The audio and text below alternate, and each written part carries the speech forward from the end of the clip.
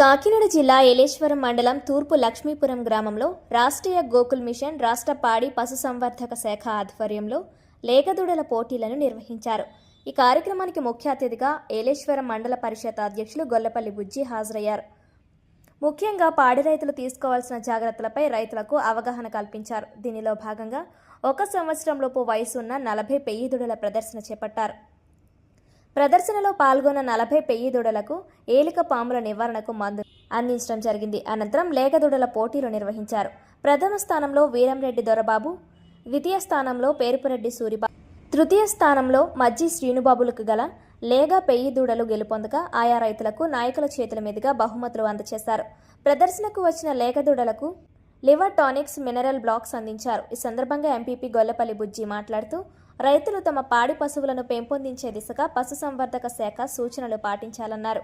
రాష్ట్ర ప్రభుత్వం పాడి రైతులకు అండగా ఉండాలనే ధ్యేయంగా పెయ్యి దూడల ఉత్పత్తి పథకం ద్వారా రైతుకు ఎదసూది 150 రూపాయలకు మాత్రమే అందిస్తుందని తెలిపారు.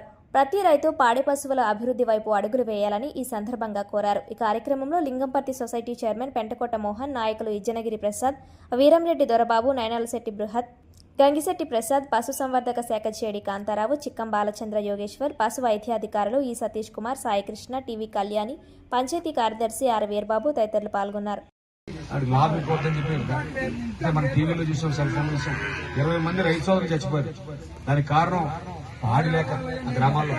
అదే మనం పాడి పండించుకుంటే మనం తాగొచ్చు, మనం అందరికీ కూడా ఇచ్చే పరిస్థితి, అమ్ముకునే పరిస్థితులు ఉంటాయి.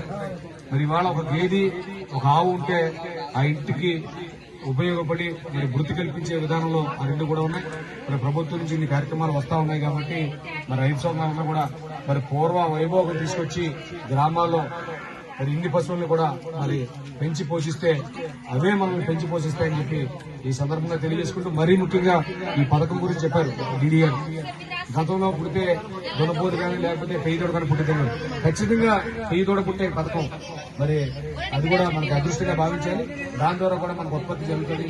మరి పాల ద్వారా మనకు లాభం వస్తుందనే ఆలోచన కూడా మీరందరూ కూడా చేయాలని తెలియజేసుకుంటూ, ఈ మంచి కార్యక్రమంలో నన్ను భాగస్వామ్యం చేసినందుకు మరి సిబ్బందికి, గ్రామ రైతు సోదరులందరికీ కూడా తెలియజేసుకుంటూ సెలవు తీసుకుంటాను.